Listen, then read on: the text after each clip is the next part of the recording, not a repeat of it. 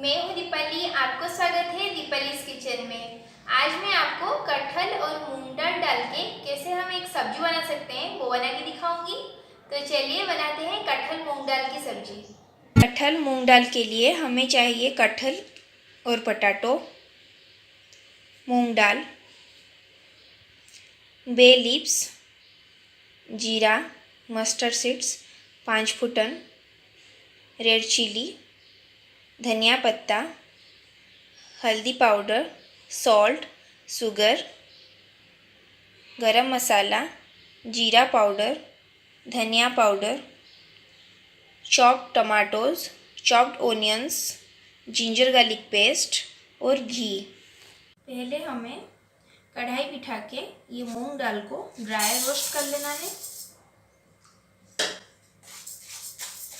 मूंग दाल का कलर थोड़ा golden reddish आने के बाद इसको निकाल देंगे हम। देखिए मूंग दाल का कलर रेड कलर हो गया है। अभी हम इसे निकाल देते हैं। देखिए इसे मैं अभी 3 बार धो ली हूँ अच्छे से। प्रेशर कुकर लेते हैं, इसके अंदर ये मूंग दाल को देते हैं।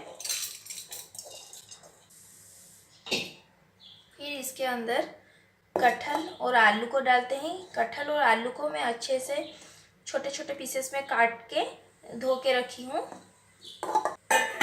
पत्ता देंगे,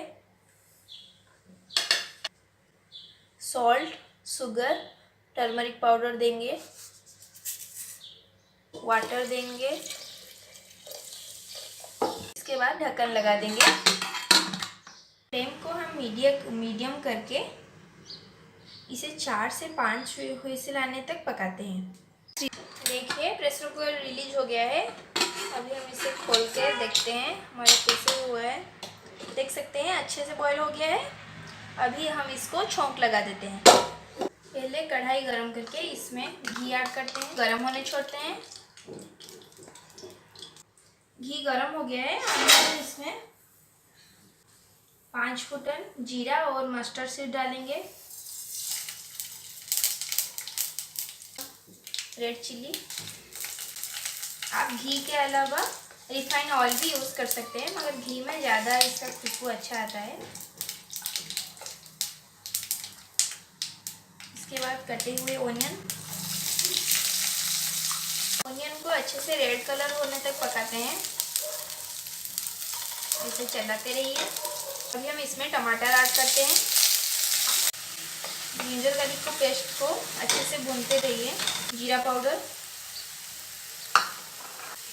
कोरिएंडर पाउडर दे देंगे और अच्छे से मिलाएंगे। आप चाहे तो इसमें रेड चिली पाउडर भी ऐड कर सकते हैं अगर आपको ज़्यादा तीखा खाना पसंद है। अच्छा देखिए मसाला अभी हमारा हो गया है, इससे ऑयल निकलने लगा है। हमारा बॉईल हुआ दाल ऐड कर लेते हैं। इनको हाई में रख लेते हैं, इसे मिक्स कर लेते हैं मसालों के साथ।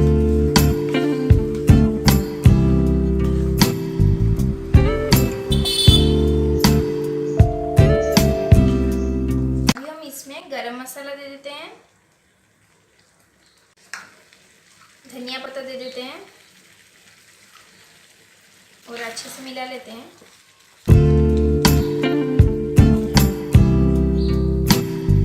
देखिए रेडी हो गया है हमारा कटहल मूंग दाल।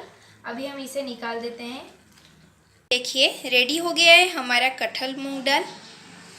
आप इसे राइस, चपाती, नान, रुमाली रोटी किसी के साथ भी खा सकते हैं, ये अच्छा लगेगा। अगर आपको मेरा ये रेसिपी अच्छा लगा तो प्लीज़ मेरे चैनल को लाइक, शेयर और सब्सक्राइब करना ना भूलें। Thank you.